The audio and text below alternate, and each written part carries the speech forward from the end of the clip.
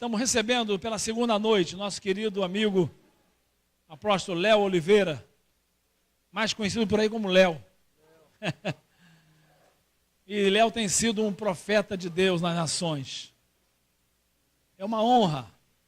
Talvez você não tenha entendimento disso aí. Você que está nos ouvindo, você que está aqui. A honra que é receber um profeta enviado pelo Senhor às nações. Porque algo de Deus tem muito especial quando Deus envia um profeta. E hoje nós fomos contemplados, ontem e hoje, em receber o Léo e a Leila. E logo, agora em abril, está voltando para Jerusalém, para mais uma temporada lá, de estudos e se entronhando com a cultura judaica, aprendendo e tendo muito para ensinar. E hoje, falando sobre a igreja, sobre Israel, a igreja, e os tempos do fim, o que está acontecendo, o que está para vir, o que está na palavra. E como profeta, ele tem toda a liberdade para estar entre nós. Amém? Quando te recebe com carinho, com amor, dê um aplauso ao Senhor pela vida do Léo e da Leila. Fique à vontade. Glória a Deus. Bendito é o nome do Senhor. Aleluia. Eu dei um seminário aqui há 2 anos atrás sobre finais dos tempos, sinais. Mostrei um vídeo sobre um PowerPoint, um estudo sobre as luas de sangue e mostrando as datas das luas conectado com os eventos importantes que aconteceram na história de Israel. E esse estudo já está bastante... Está na internet, inclusive, se você quer ver, ele foi gravado pela igreja Filadélfia de Teresópolis, né? Então, se você entrar lá na Filadélfia de Teresópolis, você vai encontrar a postagem e você pode acompanhar. E uma das coisas interessantes é que nós tivemos, então, 4 luas de sangue, que nós falávamos naquela época, e elas tiveram os eventos.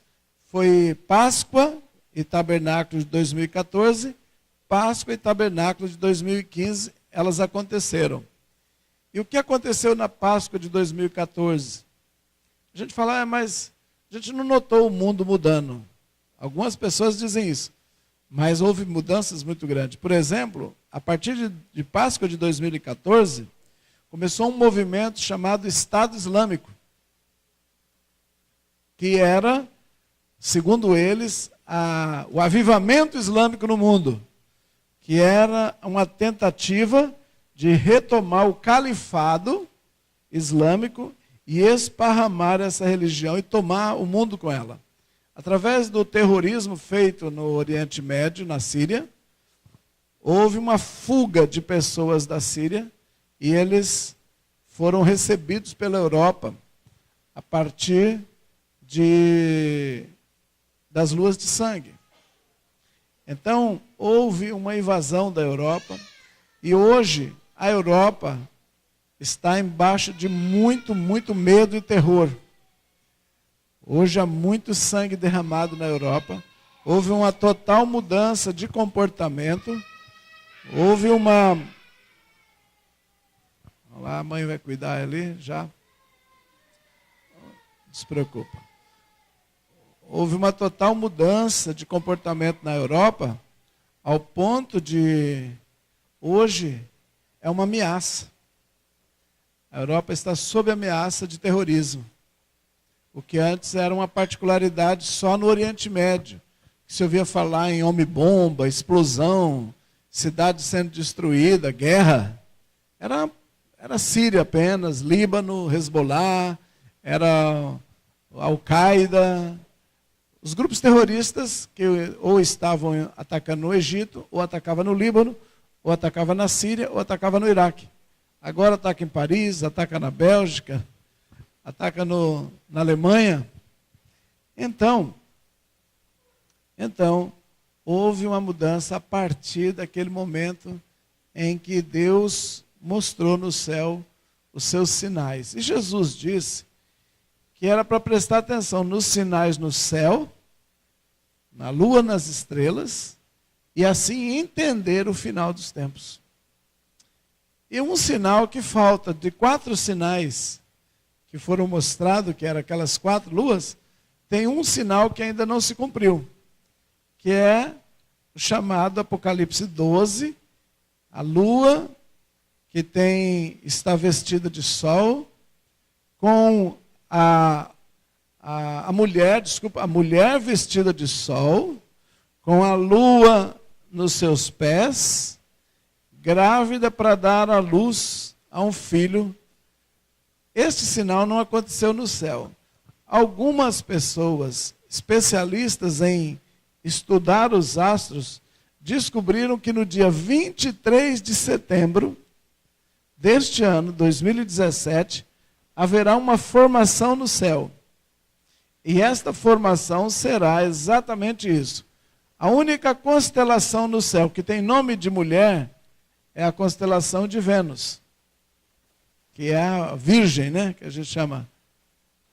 E essa constelação, ela vai estar formada no dia 23 de setembro no céu. Nesse dia, ela forma todos os meses, ela aparece, ela está constante no céu. Mas qual é a característica dela nessa data? O sol vai sair no meio dela como se fosse na sua roupa, nessa altura. Por quê?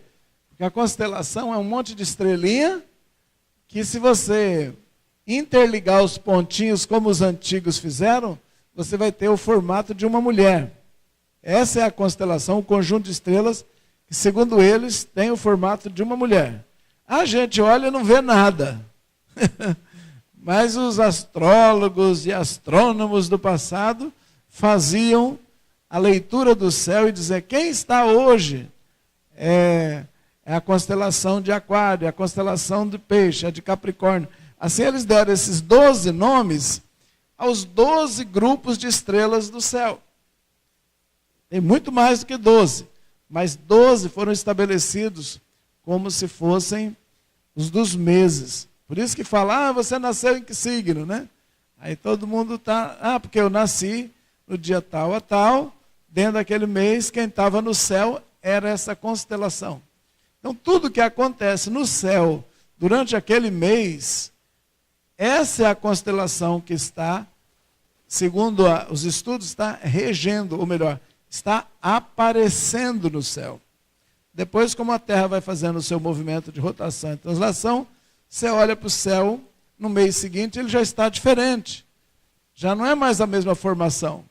Já tem outras constelações e outras estrelas. E assim é como se a gente estivesse no centro de um relógio, a Terra fosse o marco zero do relógio, nosso planeta, e cada vez que nós olhássemos para o céu, o que você está vendo no céu? Eu estou vendo o número 1. Passou um mês, e agora? Estou vendo o número 2. Como se o ponteiro, a Terra vai girando, girando, e essas constelações estivessem no lugar dos números. E cada vez que você olhasse para o céu, então você veria o número 1, depois o 3, o 6, o 9, por aí em diante, ou veria os 12, mas em épocas diferentes, porque a Terra está rodando.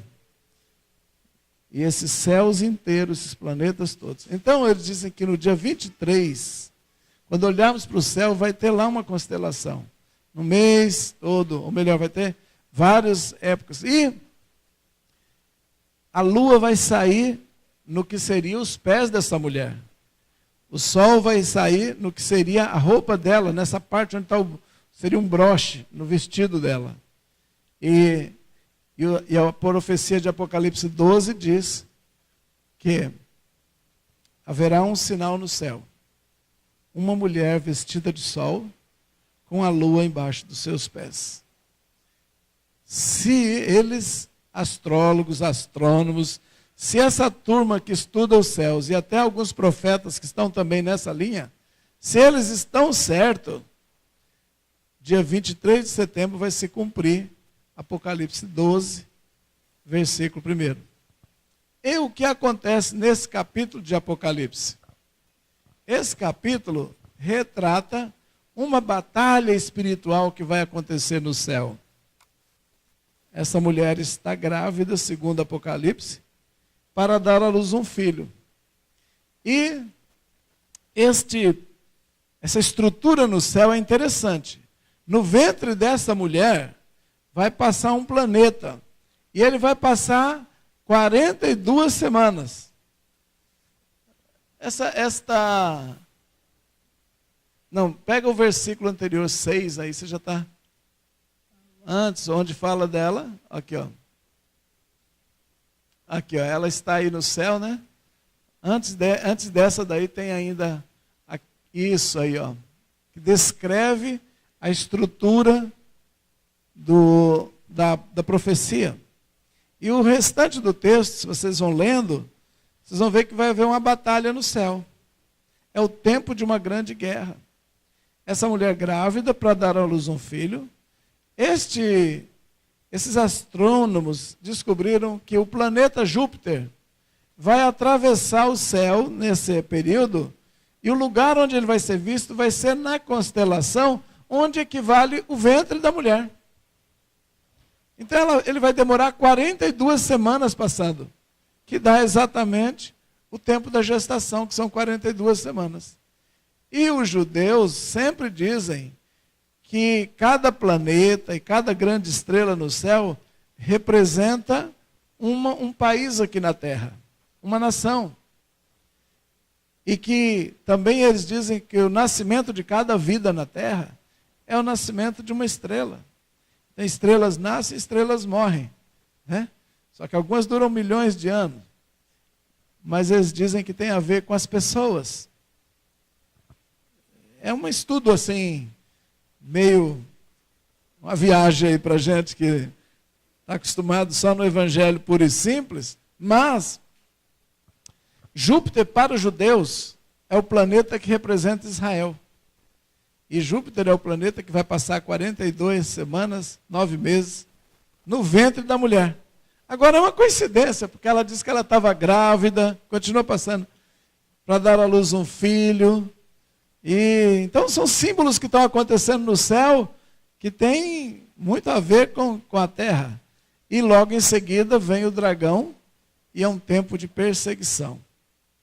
Esses dois capítulos que nós estamos lendo, 36 e 37, que não vai dar tempo de concluir, de Ezequiel. Ontem nós fizemos o 36 quase inteiro. Eu queria fazer 37 junto, mas é impossível, é muito assunto. Mas o 38 e o 39 são capítulos de guerra. O 36 e o 37 mostra que Israel será uma nação reconstruída. Israel vai ser trazido de todas as nações que eles estavam e vão ocupar os montes, as cidades, os rios, os vales. Lembra ontem, mostrei o vídeo da restauração do Estado de Israel? Estado novo, moderno, com agricultura no deserto, tudo funcionando bem, próspero. Isso era impossível 100 anos atrás de você falar que isso ia acontecer. Primeiro porque os judeus estavam esparramados pelo mundo. Depois eles foram dizimados na Europa. Quase some 6 milhões. Eles eram 18 milhões no mundo, sumiu 6. Aniquilado covardemente na Segunda Guerra Mundial. Ou seja, qual a chance de recompor uma nação a partir desse pavio que quase apagou? Desse resto de povo? Mas reconstrói. Dali da cinza renasce uma nação poderosa e forte hoje. Então, se você ler com atenção o capítulo 36 e o 37 de Ezequiel, estudando, prestando atenção, você descobre o seguinte: esses dois capítulos tratam desta restauração. Mas a pergunta é, o que acontece no 38 e 39 de Ezequiel? Guerra. Guerra contra quem? Guerra contra Israel. Um grande ataque maciço sobre Israel. O 38 e o 39, nós ainda não vimos acontecer. Mas o 36 e o 37 nós já vimos cumprir. se tudo vai cumprir corretamente, Ezequiel 36 já está cumprido, 37 já está cumprido, porém 38 não está. E o 38 você vai ver que é um ajuntamento de nações que é dado o nome de Gog e Magog. E alguns entendem que esse Gog, os escatologistas antigos diziam que era a Rússia. Os modernos estão discordando. Eles estão dizendo que é Turquia. Que está muito mais para a Turquia organizar algo gigantesco contra Israel. Por quê? Porque lá em Gaza, aquele território que sempre está atacando foguete em Israel, tem um partido chamado Hamas, que é um grupo de terroristas. E esses terroristas estão sempre indo à Turquia. E eles estão sempre fazendo discursos em palanque e ganhando o povo. E também porque a Turquia foi o país que mais tempo dominou, quando Israel teve, desde o ano 70 até agora, o ano 1900, Israel estava fora da terra, a Turquia dominou. De 1500 a 1914, os turcos estiveram dominando Jerusalém. E eles têm no DNA deles algo assim, de que Jerusalém tem que ser protegida por eles.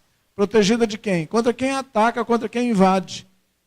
E na mente deles, o povo judeu, Israel, que voltou para a terra, é como se fosse um invasor. Então, a Turquia tem uma tradição de defender a Terra Santa, e os turcos foram, com certeza, de todos os que entraram na Terra Santa, os que mais destruíram ela. Eles mais arrasaram ela, porque eles tinham um imposto sobre árvore. Onde tivesse árvore, tinha que pagar mais imposto. Aqui é onde a gente tem área construída, né? Então, se você tem uma área construída maior, o seu IPTU é maior.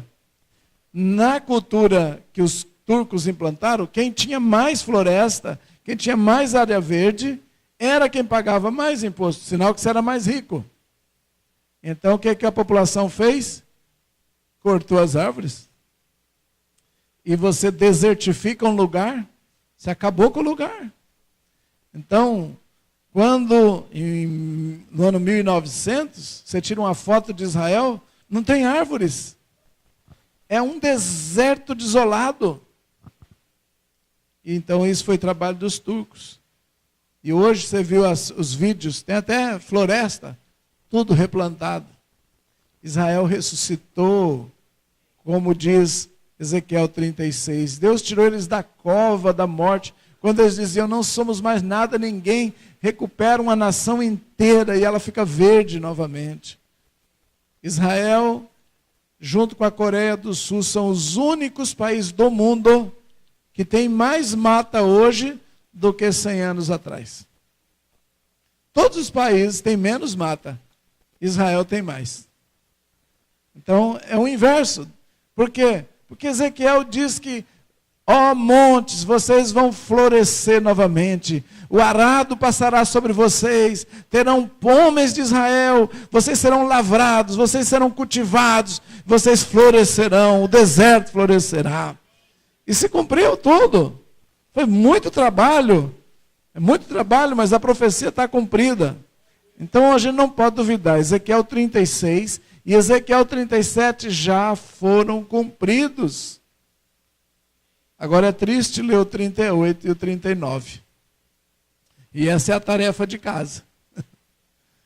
Você vai ler esses 2 capítulos, você vai ficar chocado. Você vai falar, meu Deus, vai ter guerra de 7 anos. Vai ter guerra que só para enterrar os cadáveres vão demorar 7 meses. Que todas as nações vão se ajuntar e vão contra Israel. Então, Apocalipse 12 fala de uma grande batalha nas regiões celestes. Apocalipse 12, se esses estudiosos dos céus estiverem certos, este é o ano de início. Se. De algo conflitante nas regiões celestes. De perseguição a Israel. Se. Estou dizendo se, tá? Porque só Deus sabe as datas. Os homens estudam os sinais. Porque Jesus disse para a gente olhar para os sinais e descobrir essas coisas. E saber ler. Ele diz, vocês sabem olhar se tem verão, inverno, mas não sabem discernir os sinais dos tempos.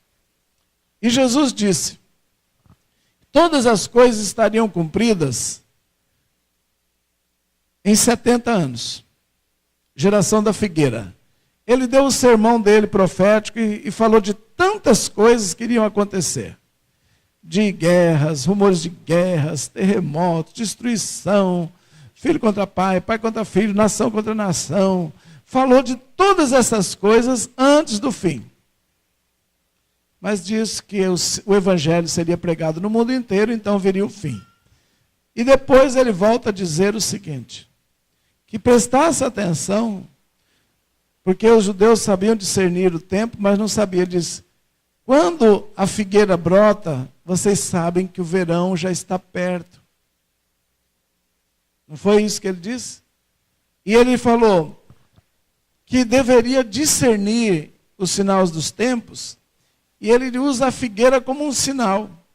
E logo que depois que ele diz que da figueira brotar, ele diz, não passará esta geração sem que tudo aconteça. Aí fica uma dúvida forte. Que geração é esta que ele diz que não passará sem que todas as coisas que estão ditas se cumpram, principalmente as coisas que estão em Mateus 24, 25, que é uma grande tribulação. Os teólogos chamam de grande tribulação. A pergunta então, qual é a geração? Então, os estudiosos mais profundos dizem a geração da figueira. O que é a geração da figueira? Eles perguntam, quando Israel brotou novamente na terra? Como um documento na ONU, essa nação nasceu em outubro, ou novembro, melhor, acho, de 1947. E foi homologado, publicado em maio de 1948, 14 de maio de 48, então é considerada a data da fundação do moderno Estado de Israel, maio de 48. Se Israel, como eles dizem, é a figueira que brotou, que estava parada, e Deus a ressuscita e brota de novo, se é, então você conta 70 anos, que é o tempo de uma geração. Se eu considerar a data da assinatura da ONU, agora, em outubro de 2017, fazem 70 anos, ou seja, cumpriu uma geração da figueira. Amém? Se eu considerar a data de 1947, agora em 2017, faz 70 anos. Jesus disse que tudo ia se cumprir sem que passasse a geração. Qual geração? Logo depois que ele falou da brotar a figueira. Então nós podemos ter uma vertente, uma possibilidade de que em 2017 há um fechamento de um ciclo importantíssimo, onde a figueira brotou, completou os 70 anos de Israel, vai se cumprir tudo que Jesus disse que aconteceria, e ele disse que se cumprirá antes do fechamento da geração, antes que termine essa geração. Ou seja, nós estamos encaixando Apocalipse 12, que diz que vai começar a grande batalha, com o fechamento dos 70 anos da formação do Estado de Israel, e que caiu no ano, para nós, 2017. Para os judeus, esse ano, qual é o ano, Milton? 5.777.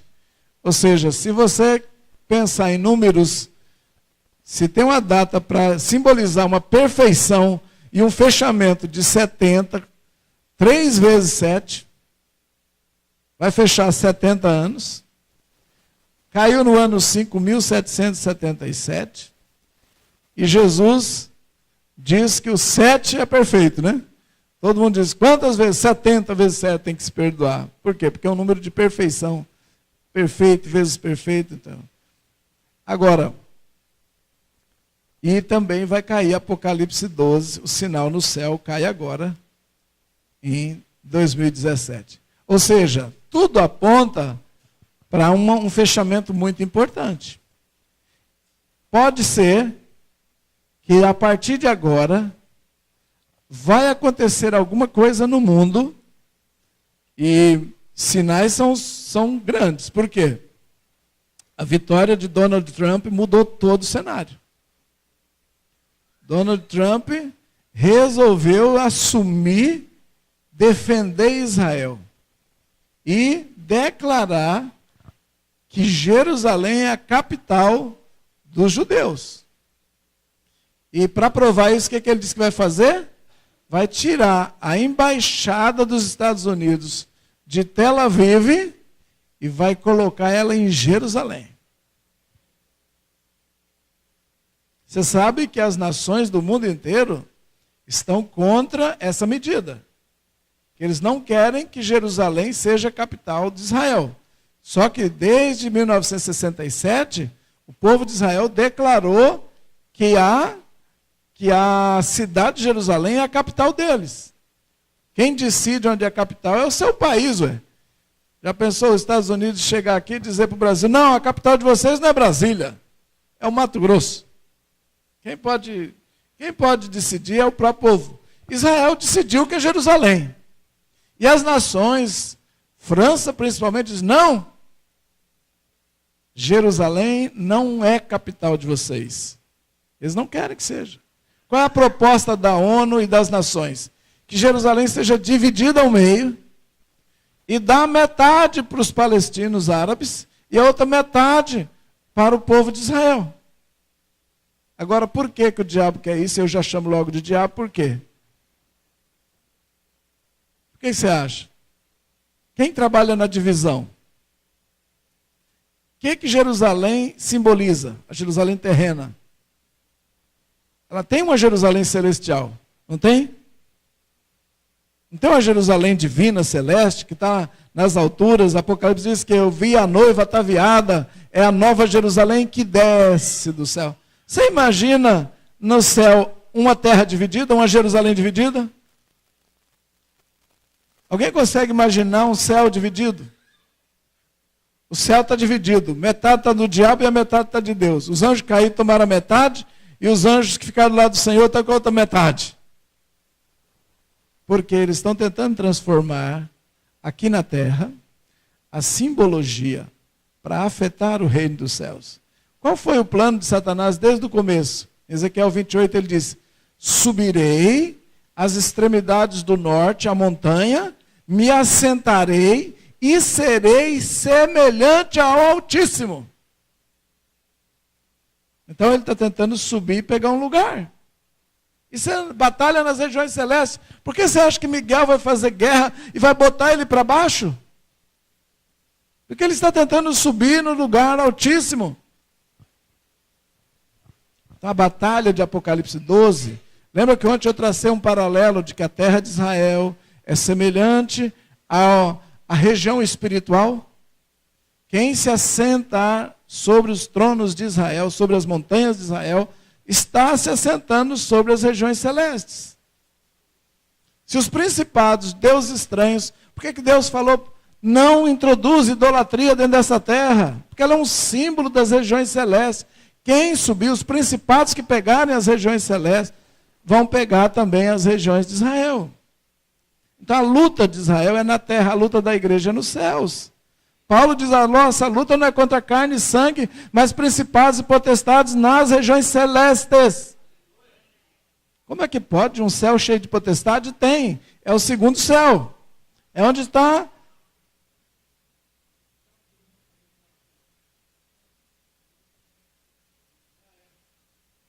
O Mil está lembrando aí que o Obama tentou fazer uma reunião de 70 nações, porque que o diabo quer fazer um paralelo também de 70. Mas essa reunião de 70 que teve em janeiro, dia 15, se eu não me engano, ou dia 10, eu não lembro bem, não deu em nada. Caiu por terra, eles queriam declarar que Jerusalém seria dividida. Deus botou a mão, não aconteceu, foi nada. Jerusalém é do povo de Israel, é um símbolo celeste aqui na terra, não pode ser dividido e não será. Quando a gente subiu na torre de oração a primeira vez para orar lá em Jerusalém, a palavra do Senhor veio a mim e ele diz, profetiza, Jerusalém é indivisível, Jerusalém é do povo de Israel, nunca será tirada. Nós temos ido a Israel. Eu e Leila temos ido a Jerusalém e morado esse período lá. E a nossa principal tarefa é decretar, é profetizar, é guardar. Deus diz que a gente é guardião daquele lugar. A gente tem que tomar essa postura de declarar, decretar e orar e determinar no reino do Espírito e não deixar Satanás tomar esses lugares altos. Tanto é que a gente fica no 20º andar de um prédio mais alto de Jerusalém, simbolizando que tomamos o lugar alto e em nome de Jesus estamos guardando. Porque Satanás quer os lugares altos. Por isso que a profecia de Ezequiel é, profetiza aos montes. Diz para ele, o inimigo subiu até vocês e diz, a herança de Israel agora é nossa, tomamos posse. Mas o Senhor diz, acabou, eu vou levantar homens de Israel e vou colocar sobre os montes, e eles não mais sairão daí, possuirão todos os lugares. Isso é o que está acontecendo. Então, esta batalha de Apocalipse 12, no meu entender, é a batalha também de Ezequiel 38 e 39. E graças a Deus já temos o final da batalha, tanto no Apocalipse 12, quanto no Ezequiel 38 e 39. Sabe como termina a batalha? Nos céus, Miguel vence com seus santos anjos e põe o diabo para baixo, o dragão cai. E em Israel, na terra, está escrito que juntou esse exército de Gog e Magog e perderam a batalha para Israel. Eles perdem no céu e perdem na terra. Aleluia! Então eu creio que a partir de 2017 começa o tempo de vitória no céu e na terra. Vai ser nos últimos conflitos. A igreja tem que tomar um posicionamento sério quanto a orar por Israel e quanto a amar Israel e quanto a entender. Quanto mais ela tiver ação no reino do Espírito e for uma igreja mais santificada e tomar posse das regiões celestes, mais Israel toma posse da terra e guarda a terra e não deixa os inimigos pegarem. Porque é um paralelo. É um paralelo. Quando a gente vai estudando bem profundamente mesmo essa questão, você vai notando que a igreja está avançando nas regiões celestes. E Israel avançando na terra. Por que você acha que Deus falou para Abraão? Abraão, olha para as estrelas do céu, pode contar? Não posso. Assim será a tua descendência como as estrelas do céu, inumeráveis. E outro dia Deus diz, Abraão, olha para a areia, tenta contar. É inumerável, o Senhor não dá. Assim será a tua descendência como a areia da terra. O que ele está dizendo? Abraão, você terá duas descendências. Uma como estrela, uma como areia. Uma será que vai fazer batalha espiritual e vai dominar as regiões celestes. Essa nasce da sua fé. É o teu povo que é oriundo da fé. E outra vai nascer da sua carne, da sua descendência humana terrena, que é o povo de Israel que vai dominar a terra. Então, tanto a terra quanto o céu serão dominados pelas duas descendências de Abraão, os da fé e os da carne.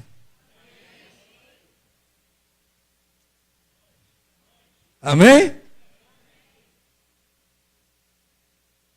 Quem é de Abraão? É os que são da fé. Os que creem em Cristo Jesus.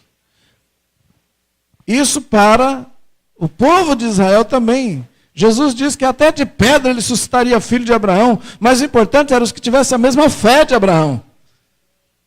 E os remanescentes salvos. E Romanos capítulo 9 diz que há um remanescente em Israel que será salvo todo Israel será salvo, porque Deus guardou para o tempo do fim uma grande leva de judeus que vão guardar os mandamentos de Deus, que vão amar o Senhor e que vão entender os planos do Senhor e obedecer a Ele, e todo Israel será salvo.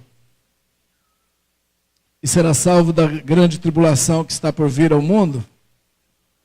O bom de Ezequiel 36 e 37 é que as promessas que estão aqui dizem: nunca mais Israel, meu povo, será removido da sua terra. Quando Deus está prometendo isso, irmãos, é uma promessa que você tem que entender em duas partes. Você tem que entender o cumprimento dela na matéria, no mundo material. Qual que é isso? É o povo de Israel habitando nas cidades, ocupando aquelas terras e as regiões. E quem quiser conviver lá, que tiver outro sangue que não for deles, não tem problema, pode conviver, desde que entre em aliança de paz. Se os árabes quiserem, se os palestinos quiserem, que entrem em aliança de paz com Israel, para viver em paz para as gerações dele, e todos vão ganhar. Esse é o alvo. E o que é a segunda parte? É a igreja. Irmãos, a igreja precisa subir. A igreja precisa compreender sua natureza celestial. A igreja não é órgão terreno. O meu reino, Jesus diz, não é desse mundo. Então, nós temos que compreender duas dimensões. A igreja, ela vive numa dimensão celestial. Nós temos um espírito que quer subir para Deus. E precisa se desvencilhar. Paulo diz que, desvencilhando-me das coisas, e ele diz que chegava a esmurrar o próprio corpo para não ser prisioneiro da carne, para não ficar agarrado às coisas desse mundo.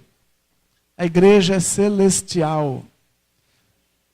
A igreja, ela tem algo espiritual tão forte que coloca o nascido de novo em dimensão com Cristo, acima das dimensões de principados e potestades. E isso é vencido pelos comportamentos, pelo arrependimento, e nós somos comprados. Então nós somos marcados com as marcas de Cristo. Nós não temos mais as marcas da iniquidade. E nós estamos trabalhando para perder as marcas da iniquidade e ganhar as marcas de Cristo, que são da sua santidade. Porque a iniquidade não entra no reino dos céus. Então é importante entender a natureza divina da igreja. A natureza celeste. O seu espírito nasceu de novo. E ele está subindo. Não só depois da morte, mas é um exercício em vida. Ter autoridade e andar em autoridade.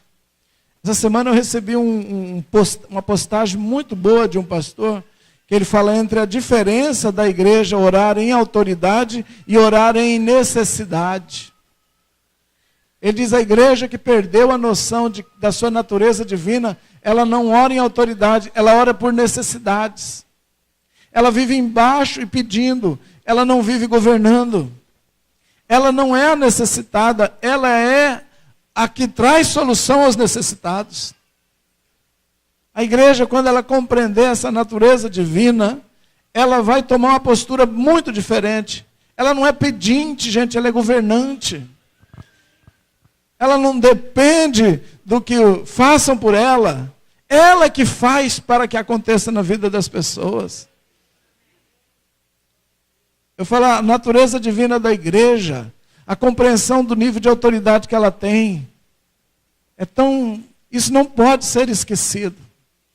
Isso é para a gente subir nos lugares altos. O nosso espírito tem que estar nas regiões celestes, e abaixo tem que estar os principados e potestades. Mas é um processo pelo qual nós vamos saindo debaixo deles e subindo através de Cristo Jesus. Eu não posso deixar que o principado de inveja trucide a minha vida. O principado de inferioridade matando meu coração.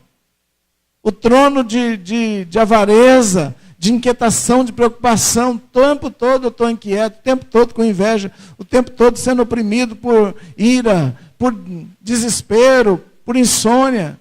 Eu estou embaixo de um principado, então. Mas vencendo, limpando e purificando. E Jesus diz, e o Senhor fala que no 36, eu vou trazer Israel de volta e vou aspergir água e vou purificar eles. Nunca mais nenhum dos inimigos vão afrontar, vão humilhá-los, não vão falar mais deles. E eu serei glorificado quando eu santificar o meu povo. O prazer de Deus é nos libertar de todos esses tronos dominadores de lugares altos e nos colocar em lugares altos.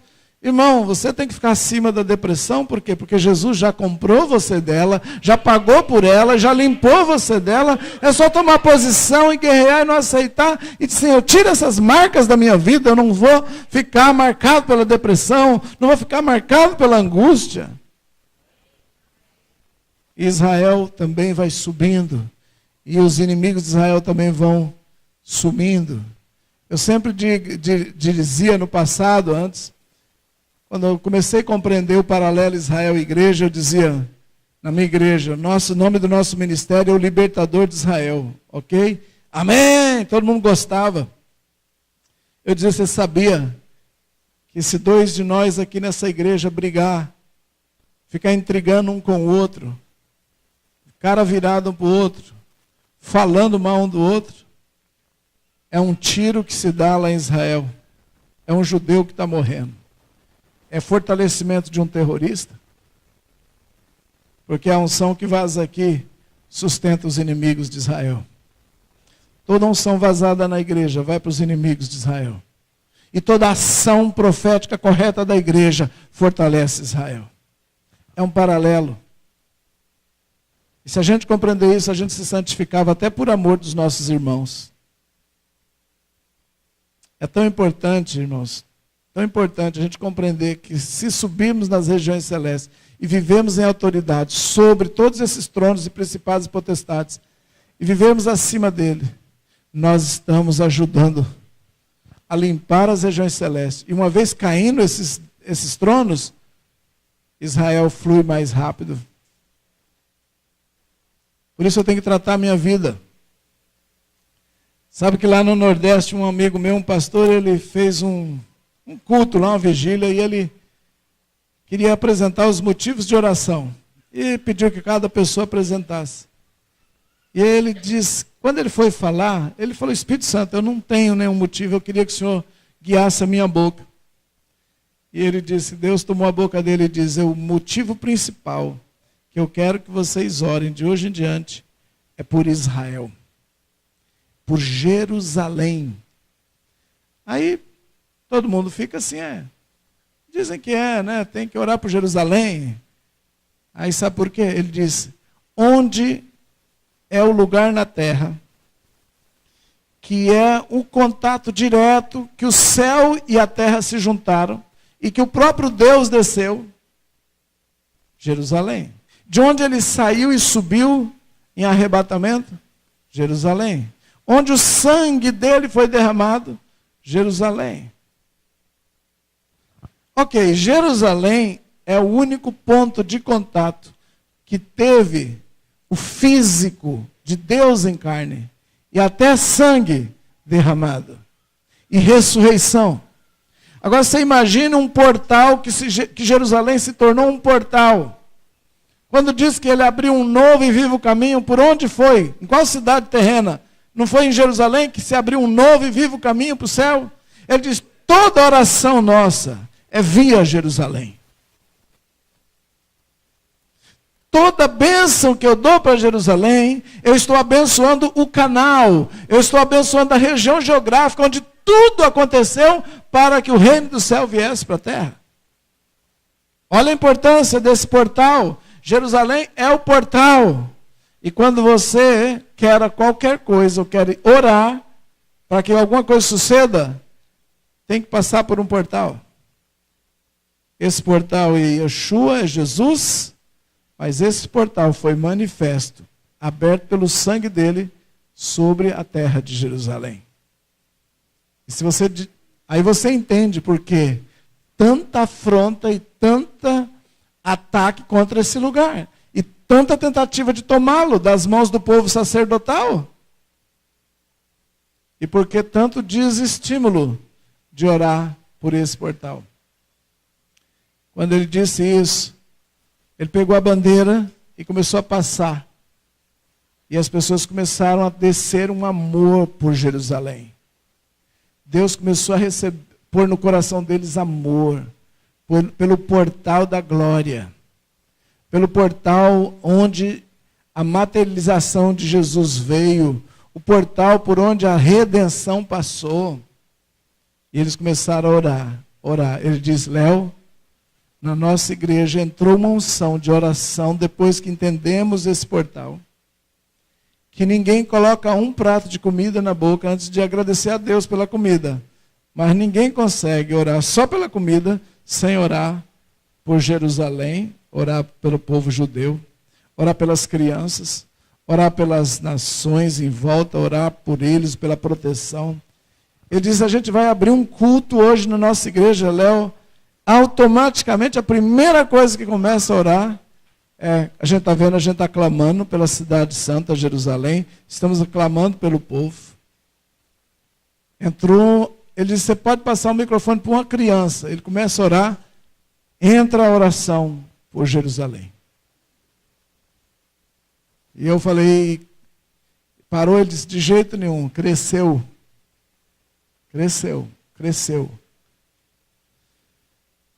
2017, 5.777, eu digo, coloquem Jerusalém nas suas orações. Se vocês amam a segunda vinda, orem por Jerusalém. Se vocês amaram a primeira vinda, ore por Jerusalém. Se vocês amam esse portal de onde tudo acontece, e querem ver as regiões espirituais limpas e a cidade de Jerusalém que desce do céu, descer e dominar e trazer paz sobre todo mundo, ore por Jerusalém. Sabe qual que significa Jerusalém? Yerushalayim, que é em hebraico, né? Está ali o Moré. Yerushalayim significa cidade de paz. Irmãos, qual é a finalidade de Jesus, do Messias? O que ele vai trazer para a terra? Vocês sabem qual se você pudesse resumir numa palavra só, qual é o alvo máximo de Deus para a terra qualquer? É paz. Eu sabia que a máxima da redenção é trazer a paz. Paz interior, paz no exterior do homem, paz nas nações, paz em todos os sentidos. É estabelecer um reino de paz na terra. Paz até na natureza. Ao ponto de Isaías dizer que o leão e o cordeiro vão pastar juntos. Ou seja, paz. Uma criança vai pegar uma serpente na mão e não vai acontecer nada. Paz.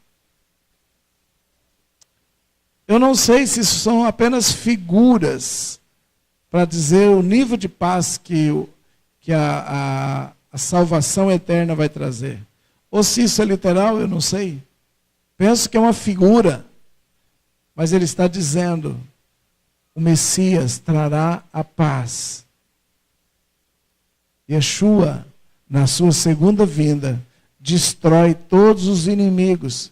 E a gente sabe, inimigos, irmãos, não são pessoas. Podem até manifestar em pessoas. Mas a gente sabe que a verdadeira batalha é contra principados e potestades, dominadores e forças nas regiões celestes. Quando não tiver mais a ação de nenhum iníquo, nenhum demônio, nenhum anjo caído, nenhuma potestade influenciando o comportamento de ninguém, então teremos total paz sobre a terra. Quem está para fazer a guerra?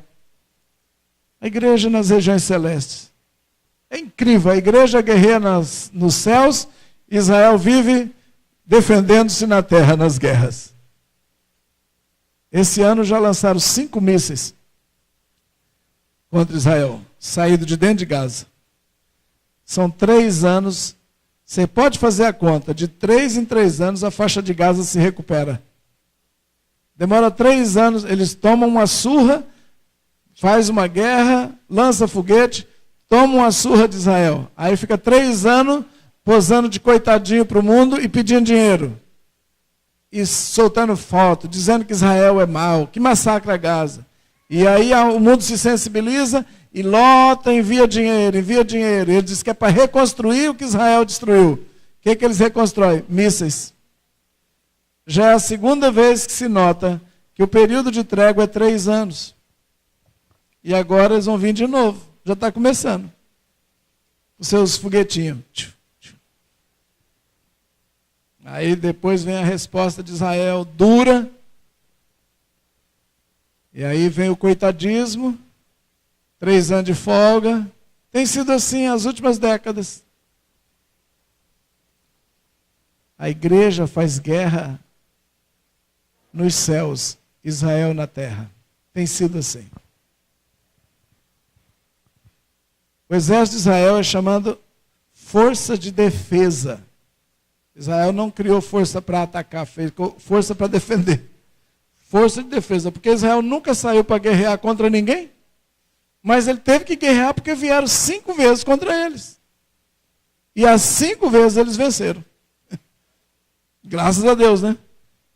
E às vezes eles guerrearam com 13 nações ao mesmo tempo. Um paísinho desse tamaninho, que não dá o tamanho de Sergipe, que você pode atravessar a pé. Se você sair de Tel Aviv e for até a Jordânia, irmão, é capaz que num dia bom de caminhada você faz isso. Você atravessa a nação. E esse paísinho desse tamanhozinho já foi atacado 5 vezes. Na guerra do 67, quando vieram sobre eles, em um dia eles acabaram com quase 800 aviões do inimigo. Botaram. É uma coisa extraordinária. Aliás, essa é na guerra antes.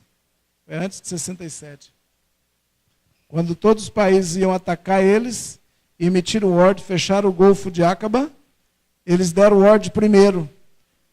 Quando os aviões do inimigo iam decolar, tudo anotado, eles pegaram as ordens todas, armaram tudo, tipo, enche os tanques desses aviões e vamos subir contra Israel. Israel disse, rapidamente, derruba no chão, antes de subir. Porque se subir, o número deles é muitas vezes maior que o nosso. Metade já foi derrubado antes de subir. 400 no chão. A hora que subiu os outros, eles abateu no ar. Guerra, eles iam desaparecer. A Jordânia ficou com tanto medo que recuou, falou, não entro mais. Houve uma guerra que eles contrataram, o Egito contratou Rússia para ajudá-los. Comprou não sei quantos aviões caça russos, os super aviões. A Rússia produziu aviões terríveis. Então, Egito não tinha piloto suficiente. Aí pediu os pilotos também. Aí só que Deus é muito sábio. Você imagina, piloto russo, que não fala egípcio e nem fala hebraico, só fala russo. Você sabe o que aconteceu, né? Eles mataram os próprios amigos deles, não os russos, mataram os egípcios. Houve uma confusão, irmão, que o negócio foi tão feio. Mas Deus fez coisas assim. Israel guerreia na terra, a igreja guerreia nos céus. Vale a pena você pegar os sites de história de guerra e estudar as guerras de Yom Kippur, a guerra dos 6 dias, né? E você vai falar, como pode um paísinho daquele tamanho ter tanto poder bélico? Não tem poder bélico, eles têm milagre. É milagre criativo. Me lembro, uma das praças, você ficou no hostel Abrão ou não? Aquele lá perto da pracinha, sobe a Jafa, vai de trenzinho, isso. O hostel Abraão tem uma metralhadora, se eu não me engano, é naquela praça que tem uma metralhadora. Ali no chão. Essa metralhadora salvou a vida de Israel. Uma metralhadora só salvou o país inteiro. Aí você fala, como é que pode, gente? Quando Israel não tinha, voltou do Holocausto, eles chegaram até a sua terra e começaram a reconstruir. Então, em 1948, 45 acabou a guerra.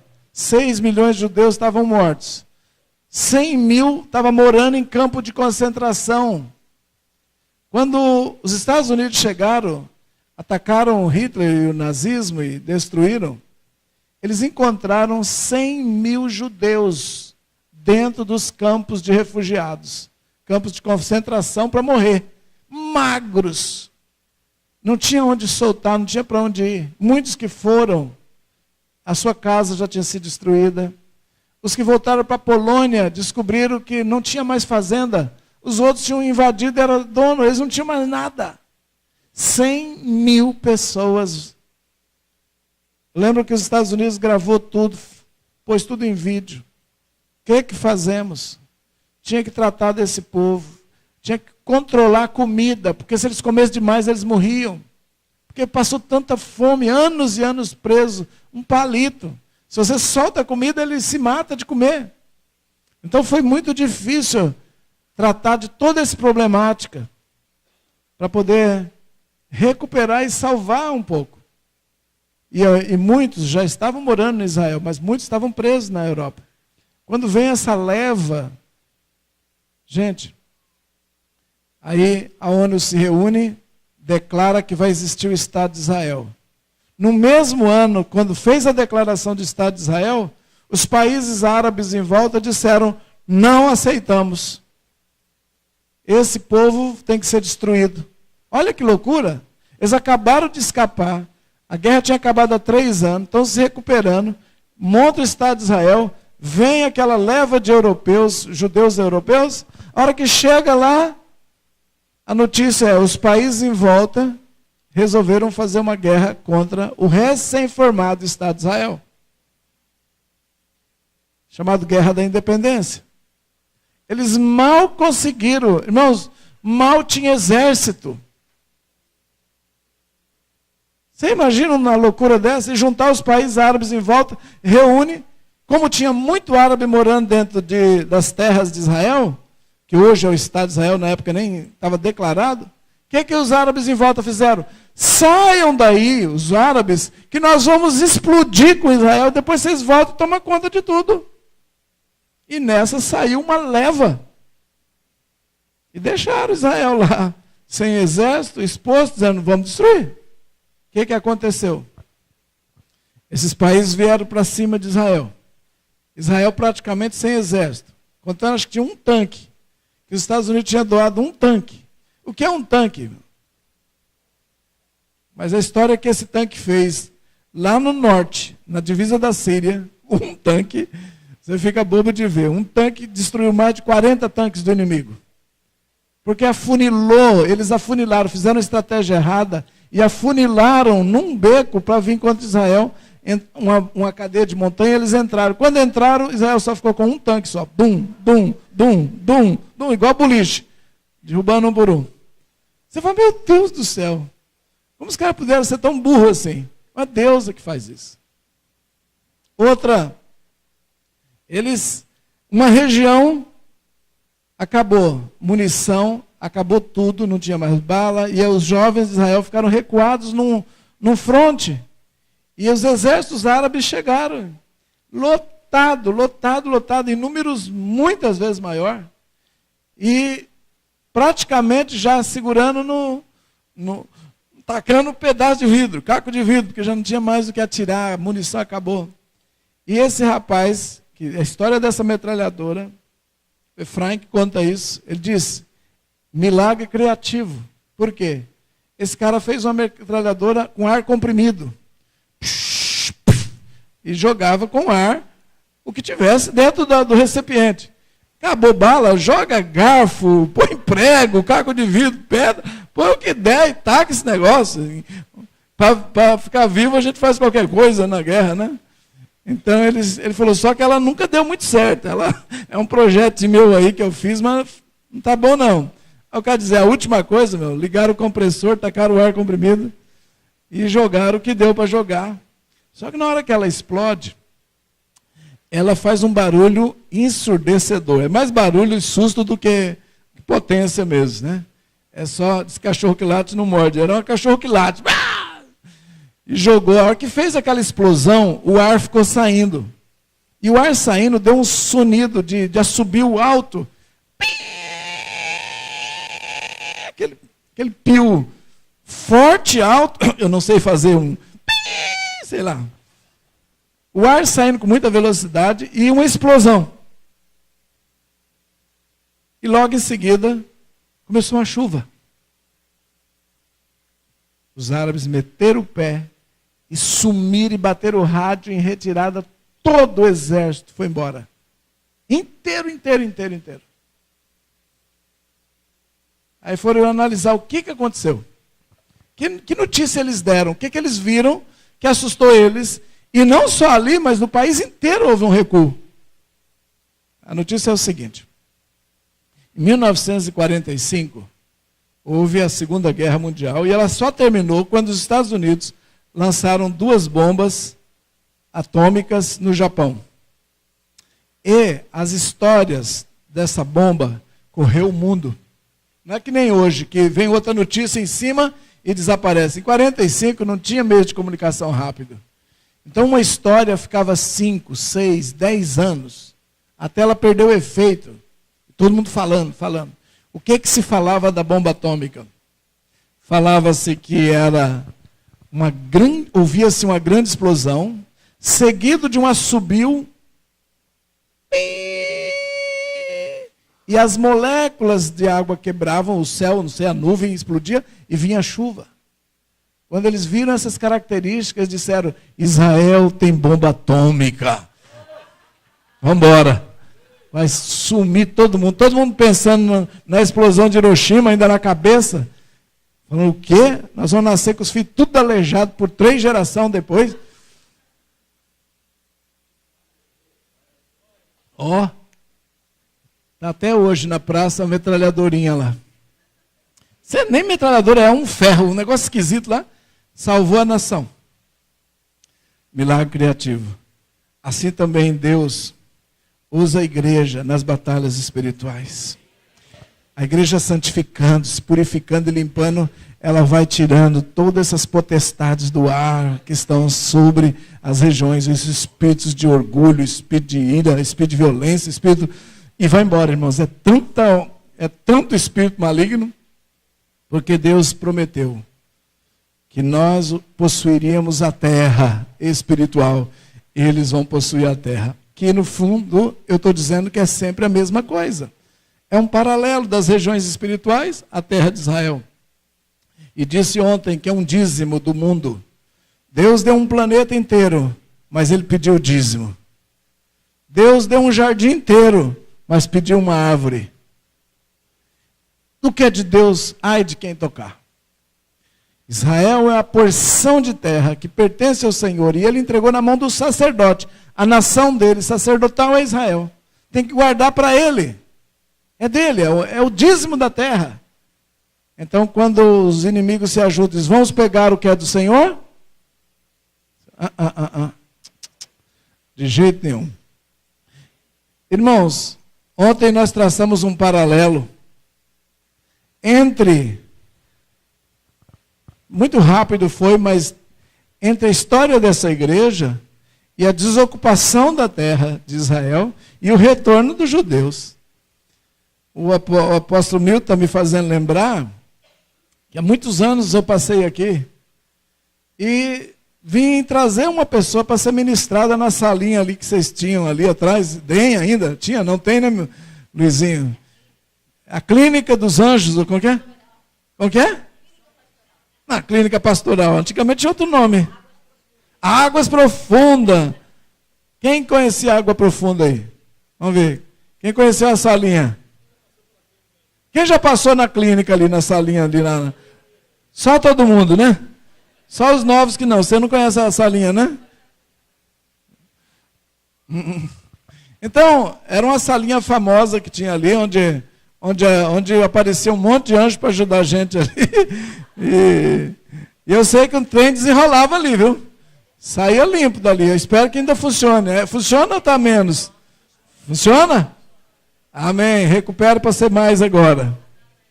Eu trouxe um rapaz, enquanto ele estava lá passando, o Milton me mostrou a igreja, que era isso aqui, né? O prédio da igreja, melhor. A igreja são vocês.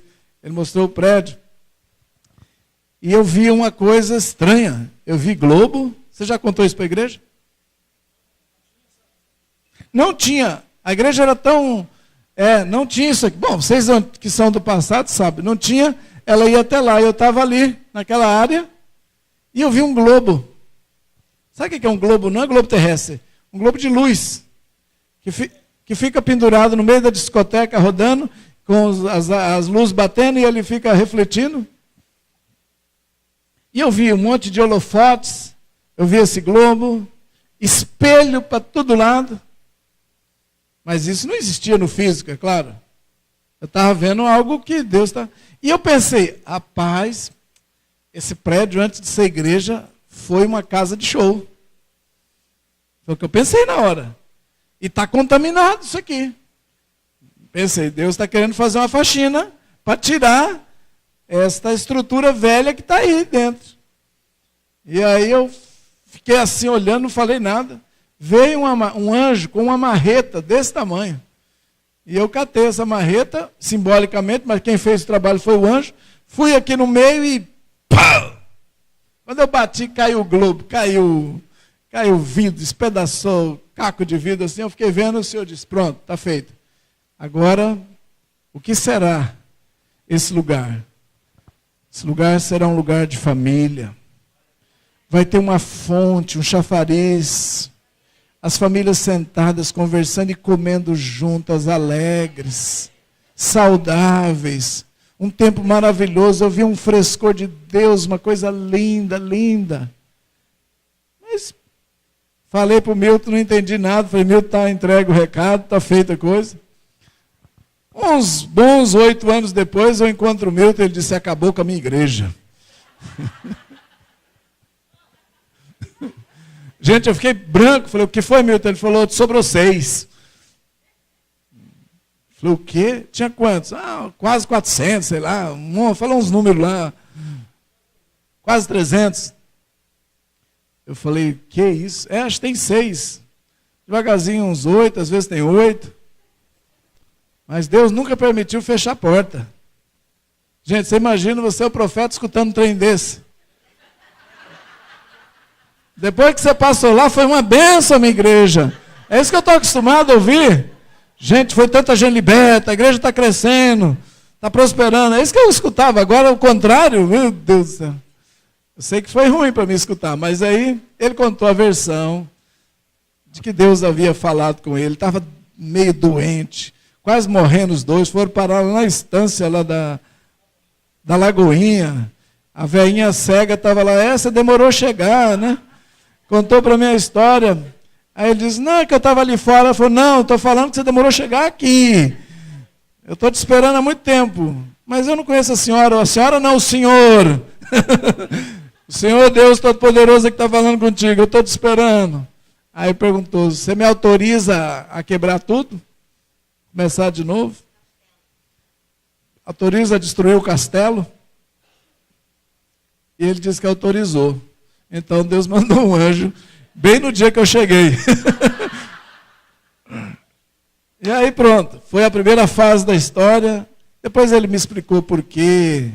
Aquela coisa de querer demais, né? Porque você vê a visão celular, ela chega e faz uma proposta de que você vai abarrotar a tua igreja, de que vai ser o maior sucesso, de que vai ser... E depois pessoas viram números, e o culto vira show... E você faz tudo em prol, não mais de Jesus e um relacionamento profundo com Ele, mas em prol de uma visão extraordinária. E Deus falou, eu vou mudar porque eu escolhi vocês para algo melhor. Tem gente que ainda está nessa. Eu não sei porquê, Deus não quebrou todos os lugares. Mas tem os eleitos de Deus para a casa de Israel. Os que são do coração de Deus não podem ser embaraçados por coisas dessa vida. Então Deus trouxe de volta, a última vez que eu tive, Deus renovou uma promessa. Falou daqui em Jó 14. Lembrei agora. Jó 14, verso 7. Há esperança para a árvore, se for cortada, ao cheiro das águas brotará, dará ramos como uma planta nova, né? Ainda que seu tronco tenha morrido e esteja no pó, ao cheiro das águas brotará. Então Deus resgatou, né, e prometeu aquele dia que Ele ia trazer as pessoas, que Ele ia trazer o povo escolhido, que o Milton não precisasse se esforçar demais, descansasse em Deus, apenas mantivesse a pureza. E Deus faz desse lugar um lugar manancial de águas vivas. Sabe, eu estava lendo esse texto de Ezequiel, ele diz: eu trarei o meu povo de volta, aspergirei água pura sobre eles. Eu os purificarei, vocês estão sendo purificados. A pureza de Deus no coração, o ajuste, e diz: e eu vou dar ordem ao trigo que volte, ao vinho que volte. São símbolos da prosperidade. Deus vai dar ordem, a prosperidade volta. Eu estava lendo esse texto e fazendo um paralelo, eu falei: Jesus, como é lindo a promessa que o Senhor disse que vai fazer pelo povo. Ele diz: tão somente, eu não estou fazendo por causa deles em si, eu estou fazendo por causa do meu nome, e ensina eles a glorificar o meu nome, e não glorificar a si mesmo, para que a glória seja toda do Altíssimo. Fez a ferida e curará. Ao terceiro dia restaurará. Vocês estão no terceiro dia. Dia da restauração. Então esse tempo da restauração de Israel é o tempo de restauração de vocês. Os 5.777 é o ano-chave para vocês também. É o ano de levantar a casa do Senhor. É o ano de levantar a igreja gloriosa do Senhor. É o ano da purificação, das águas limpas do Senhor. É o tempo do trigo, vinho e azeite em abundância e nunca mais passar necessidade. Eu estava lendo, diz: o meu povo nunca mais passará necessidade. Não terá falta de nada. Eu sou o Senhor que prometo isso. Você vê como que é um paralelo à restauração de Israel e da igreja? E como, por que vocês? Mas a igreja é pequenininha, mas Deus tomou ela por símbolo. E não é à toa que imprimiu no coração do apóstolo Milton tantas subidas a Jerusalém. Vocês estão conectados com Jerusalém. O destino de vocês é o destino daquela cidade. O sucesso de vocês é o sucesso daquela. A vitória de vocês é a vitória daquela. A posição de vocês é a posição daquela. Vocês estão coligados àquela casa. Vocês têm que amar e fazer voto com Deus de que eu vou chegar lá, eu vou subir também lá. Não vai ser só o apóstolo não, vai ser todos vocês. Quem crê, receba. Dessa vez eu não tenho uma marreta na mão, eu tenho um cálice de bênçãos. Eu tenho água de purificação. Aleluia. Aleluia. Ah, Deus é fiel e bom. E Ele escolheu vocês. E pôs a mão sobre vocês. Pode ter sido duro, para alguns pode. Mas tem que morrer o velho homem e as coisas velhas. Tem que morrer a carne, tem que morrer o mau costume, tem que nascer o que é de Deus. É dolorido, é. Para Israel também foi, gente.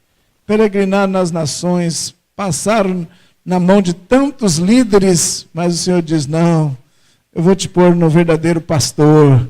E trouxe eles de volta para o pastoreio. Então eles estão sendo pastoreados lá. Não são mais um povo dividido. Estava lendo em Ezequiel, diz: nunca mais serão duas tribos, mas serão uma só. Deus não permitirá o espírito da divisão no meio desse lugar. Serão sempre um pastoreio. Vocês passaram, talvez alguns passaram, muitos pastoreios por aí, mas o Senhor diz: era um pastoreio que não eram de vocês. Os pastores das nações foram opressores. Agora eu trago vocês, meu pastor, e colocou vocês no cajado desse aqui, ó. Aleluia. É tempo de restauração, é tempo de celebrar, é tempo de curar. Deixa curar, dói, mas deixa curar. Ah, tem carrapato, espinho para tirar, mas deixa sair.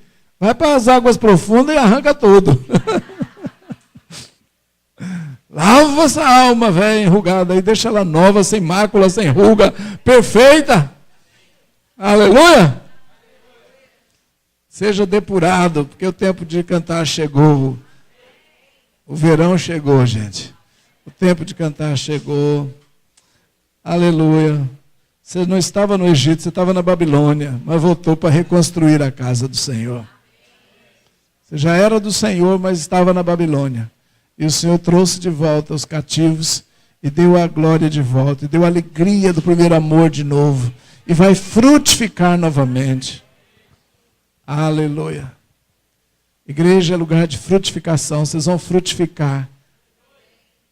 O ramo de José está estendido, a videira está sobre os muros, e ela vai dar muita uva, muito cacho. As casas de vocês serão extensão dessa igreja. Lá vai ter paz também, o reino de paz, justiça, sabedoria. A prosperidade, a frutificação na casa de cada um. Oh, bendito é o reino do Senhor que está nesse lugar. Aleluia. O tempo de cantar chegou, o inverno já passou.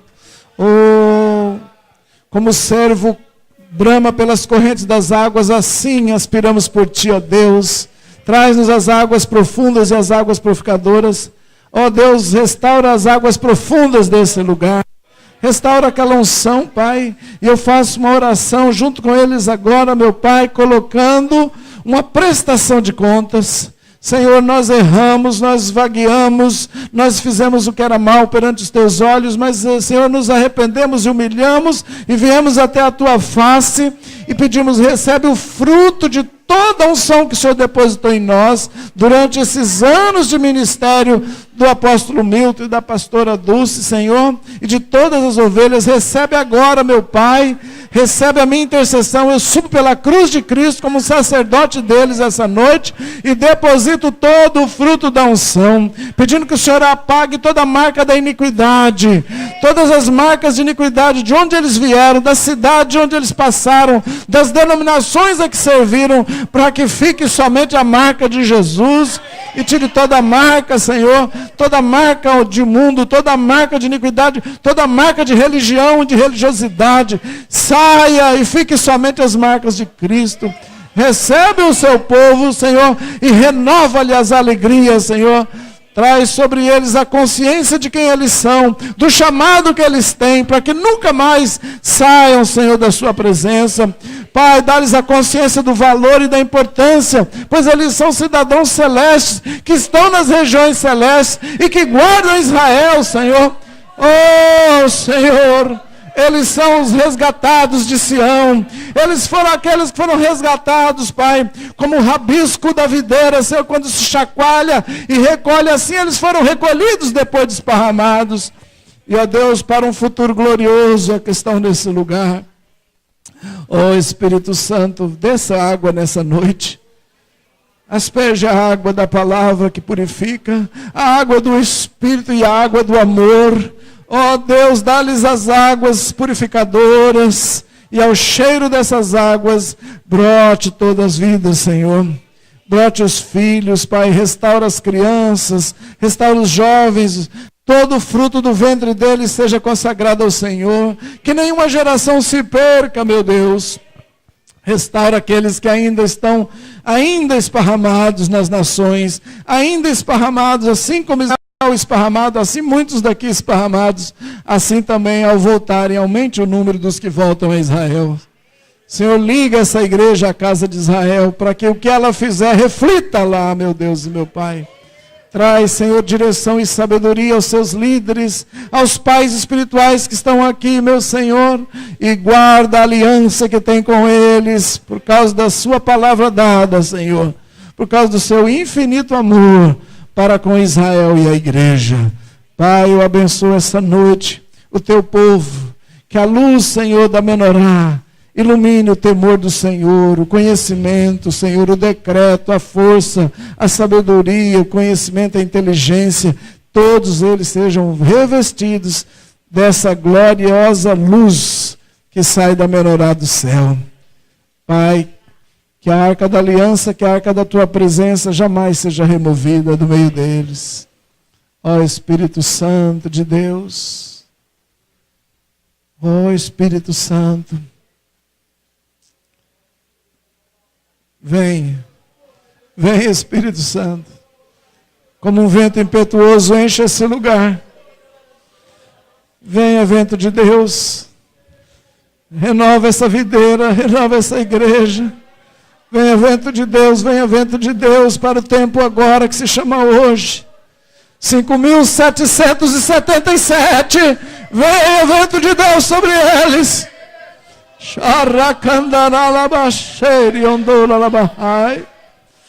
Oh, meu Pai, meu Pai. Vento do Espírito de Deus. Limpa as marcas da iniquidade desse ministério e traz as marcas de Cristo. Venha, vento do Espírito, conduz o coração de cada um em triunfo, conduz em temor, conduz na tua presença os profetas e as profetisas desse lugar, Jesus, os homens e as mulheres, o temor do Senhor que está aqui, Jesus, o vinho novo que está sendo dado, Senhor, para esse tempo novo. É chegada a hora, igreja, de se levantar como um exército adorador, um exército que rompe os céus e entrega tudo ao Rei.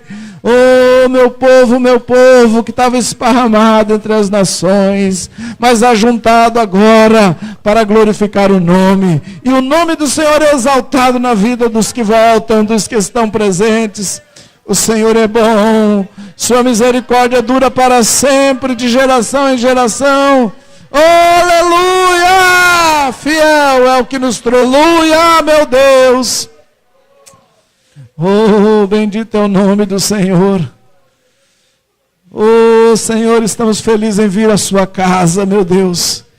Essa é a sua casa que o Senhor levantou para a glória do teu nome, Senhor. Pai, expande, Senhor, segundo a tua vontade. Coloca o chafariz da água pura nesse lugar. Alegra os jovens e a donzela, Senhor, e traz visões a eles, Pai. Traz visões do que o Senhor está fazendo nesse lugar, meu Deus. Traz conhecimento espiritual que estava escondido e revela para os teus profetas dessa casa e as tuas profetisas. Mostra como o Senhor está descendo com o Shekinah, com o fogo santo, meu Deus, purificando, levantando o teu santo nome, dizendo: venha o teu reino, ó Pai, venha o teu reino, Senhor, e governa esta igreja. Oh, aleluia, aleluia, aleluia.